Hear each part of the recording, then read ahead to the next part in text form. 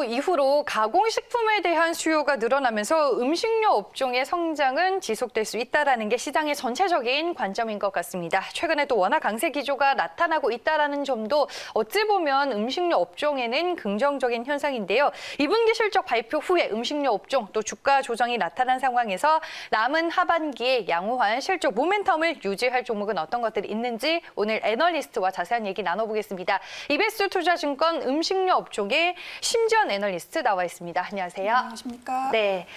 3분기 실적 시즌이 이제 시작이 됐는데 2분기에 이어서도 음식료 업종은 3분기 실적에 대한 기대감이 있더라고요. 음식료 업종의 3분기 실적 분위기 어떻게 보고 계세요? 네, 먼저 3분기에 증시가 전체적으로 조정되면서 음식료가 특히 좀 많이 빠졌는데 음식료 주가가 벤치마크인 코스피 대비 8% 정도 하락한 반면 실적 추정치는 꾸준하게 올라가고 있기 때문에 주가와 실적 사이 괴리가 좀 많이 벌어진 상황입니다.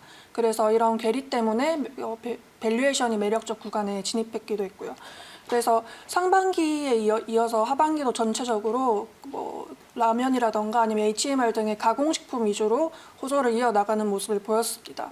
그래서 국내와 해외를 나눠서 살펴보자면 국내는 처음 맞이하는 언택트 추석에 의해서 주요 업체들의 명절 관련 매출이 약간 특징적이었던 반면 해외 수출 품목은 기존 수출 효자 품목뿐만 아니라 김치라던가 두부 등 신선식품의 수출 역시 호조가 이어졌다는 점 특징적입니다. 네, 알겠습니다. 저도 말씀을 드렸는데 역시나 말씀을 해주셨습니다. 2분기 실적 발표 이후로 음식료 업종도 지금 주가 조정이 나타난 상황인데 실적에 대한 추정치는 시장에서 계속 높아지고 있는 분위기다라고 말씀을 해주셨습니다. 그러면 이제 직접 쓰신 리포트 종목 보면서 종목별 얘기를 이어가 보도록 하겠습니다. 오리온인데요. 이번 3분기 실적과 함께 현재 매출이나 이런 부분에 있어서 이제 국가별 동향이 좀 어떤가요? 네. 오리온은 일단 월별 실적이 발표되기 때문에 음식료 업종 중 가장 먼저 잠정 실적이 발표된 기업인데 국가별로 살펴보자면 전체적으로는 주요 국가들에서 전반적인 점유율 상승이 이어졌습니다. 국내 같은 경우 주력 제품 판매 호조뿐만 아니라 익스텐션 제품까지 이제 매출이 좀 붙는 경향이 있었기 때문에 매출 6%가량 성장한 특징이 있고 중국 같은 경우는 MS 상승도 있었지만 주요 거래처 개발이 가장 특징적이었습니다.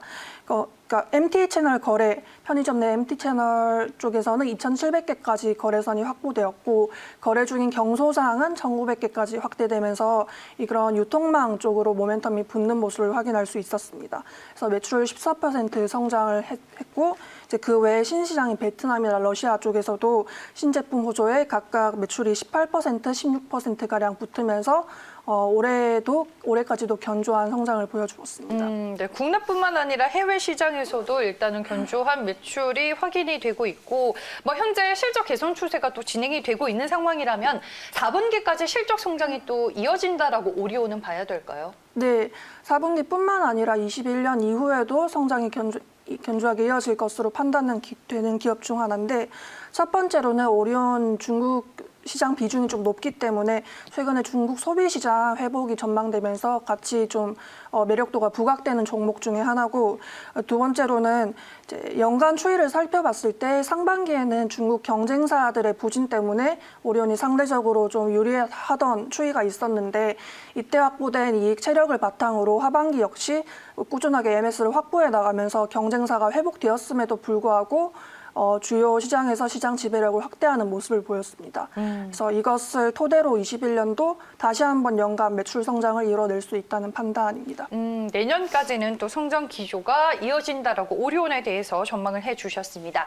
다음은 이제 리포트 내놓으신 풀무원 얘기를 좀 들어볼까 합니다. 3분기 실적과 함께 국내 그리고 해외 식품 현황에 대해서 좀 어떤 관점으로 보고 계세요? 그러니까 이 종목은 해외 쪽에서 2분기 때 흑자 전환을 한 것만으로 주가가 쭉 이어져 왔는데 그거 반면에서 최근까지 코로나19로 인해서 그 외식업이 약간 부진했기 때문에 이 두 가지 요소가 서로 상쇄되는 모습을 보여왔습니다. 그래서 내년 이후에 주가를 판단할 때 해외 식품이 얼마나 성장할 수 있을 것인지 그리고 국내 외식 부문이 얼마나 이제 빠르게 회복할 수 있을 것인지가 내년 이후에 몸의 그 주가의 방향성을 결정한다고 판단하고 있는데 현재 그 해외부터 살펴보면 전분기 대비 이익 상승이 미국에서 중국 양쪽에서 전망되면서 흑자 전환한 기조는 내년까지 꾸준하게 이어나갈 수 있을 것으로 판단하고 있습니다. 반면 그 외식 사업부 회복 같은 경우는 풀무원이 컨세션과 휴게소 비중이 피어 그룹 대비 좀 높은 경향이 있기 때문에 매출 규모 좀 축소라던가 매각 등의 선택지가 제한적이어서 좀 이제 회복이 좀 약간 더 지연되는 모습을 보이고 있습니다. 그래서 다만 그럼에도 불구하고 이런 오피스 업장 같은 경우는 그 사회적 거리 두기가 1단계로 완화된 만큼 4분기부터 영업 재개가 전망되는데 이것으로 이제 미루어 봤을 때 내년에 해외 쪽에서 성장이 확 담보되고 그리고 외식업 쪽에서 이제 회복이 되어준다면 한 번 더 매출 성장이 일어날 수 있지 않을까 하는 전망입니다. 리포트 보니까 목표 주가 22,000원이던데 네. 맞죠? 네. 네. 그 기조는 일단은 뭐 연말까지는 좀 변함이 없으실까요? 네네. 기존은 연말까지 변함이 없고 제 네. 추정을 21년 기준으로 했기 때문에 네. 네, 제가 이제 방금 설명드린 내년 추정치에도 아직까지는 변화가 없다고 판단하고 있습니다. 네, 알겠습니다.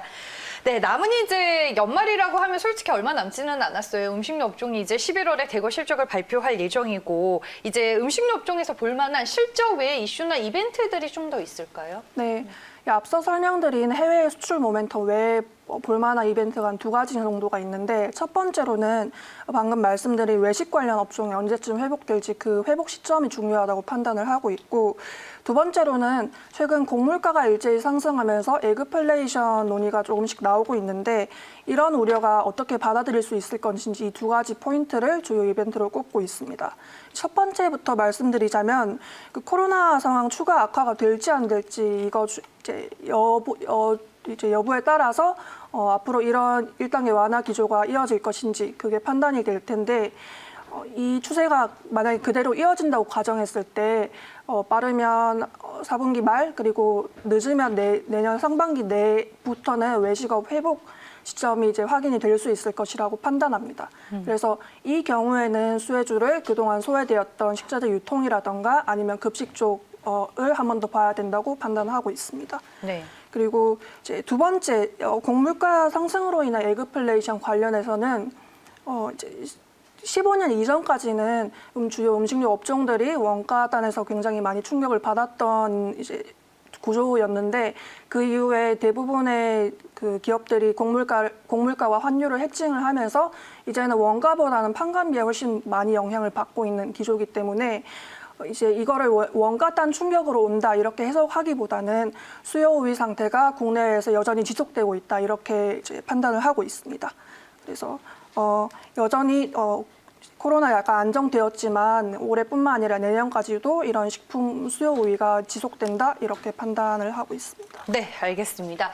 오늘 이제 음식료 업종에 대한 얘기를 모두 들어봤고요. 시간 관계상 질문 여기까지 드리겠습니다. 지금까지 이베스트 투자증권 음식료 업종의 심지연 애널리스트와 함께했습니다. 고맙습니다.